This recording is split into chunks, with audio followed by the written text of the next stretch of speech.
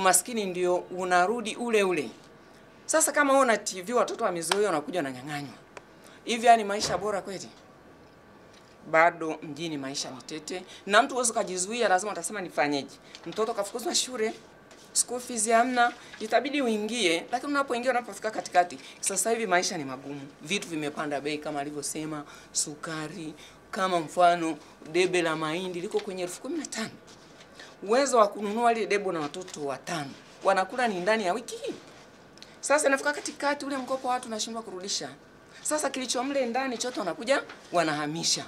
Unabaki wewe ni wewe. Kwa hiyo maisha bado hayajawa bora. Kwa hiyo matatu kama ninakuelewa vizuri yake haijawa bora mpaka sasa. Haijawa bora kabisa. Kwa hiyo lile ule msigano kati ya aliyenacho na asiyenacho haupungui, unaongezeka. Haupungui, ila unazidi kupungua kwa asiokuwa nacho, kinapanda kwa yule alichonacho. Basi nakushukuru sana mama, asante. Yes. Na mama yangu samahani kwa kusimamisha muda mrefu, naomba uendelee.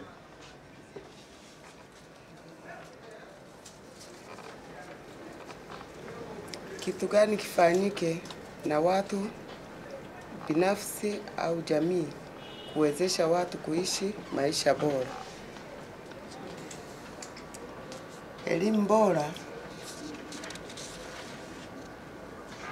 Elimu bora, uzalishaji,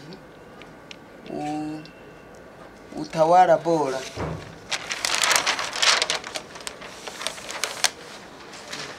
Hivi ndio tunataka kusaidia kuboresha maisha yetu.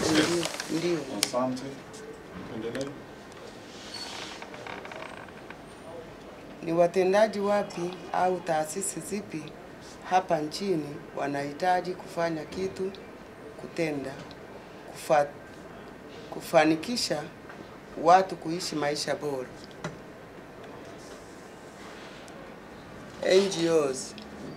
NGOs mbalimbali, serikali ikishirikiana na taasisi mbalimbali na jamii kwa ujumla.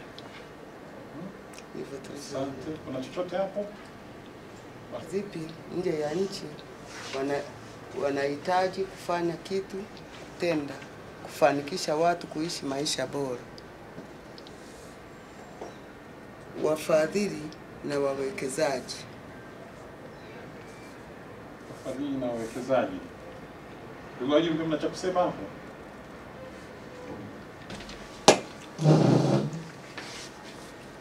Kwa jina naitwa Angelina Chuma, natoka chama cha albino mkoa wa Mwanza.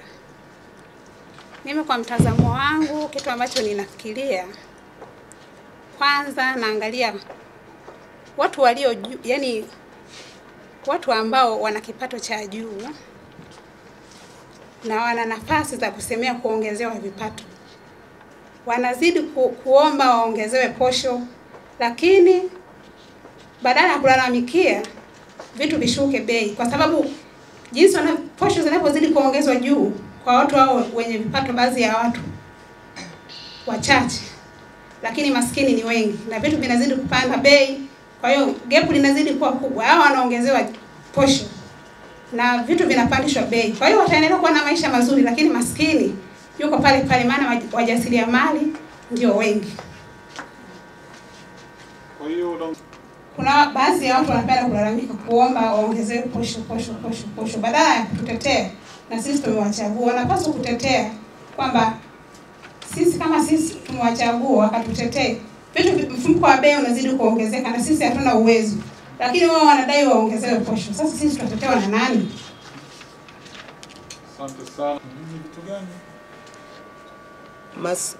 Masoko kwa wakulima na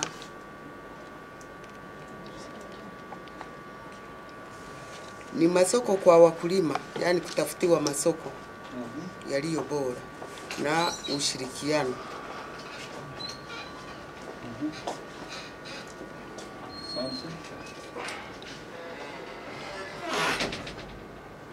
Asante.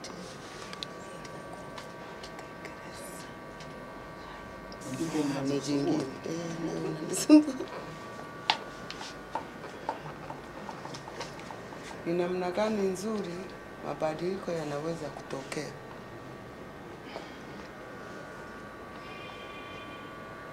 Kufanya kazi kwa bidii, kuongeza uzalishaji. Fanya kazi kwa bidii Na kuongeza, tukifanya kazi kwa bidii hapo uzalishaji.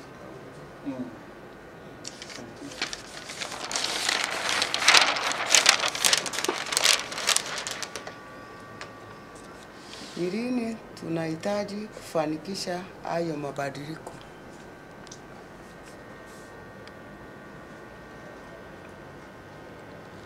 Mwaka 2015 mpaka 2020. 2015 mpaka 2020. Wakati nyinyi mnafika 2020, wenzenu ndio wanajiandaa kwanza.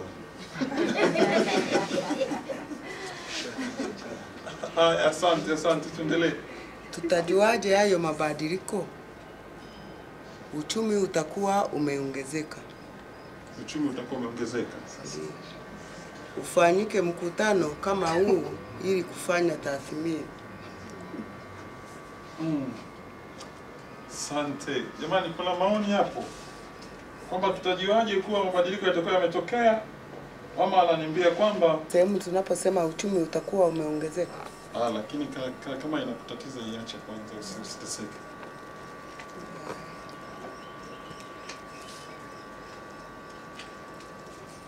Ufika mwisho. Na kwa namna gani utaratibu uliotumika? Umeshasema, umeshajibu, umesahau. Bado. Hujajibu. Ni kwa namna gani utaratibu uliotumika kukusanya maoni ya wadau unaweza kutumika kutathmini maendeleo siku za baadaye?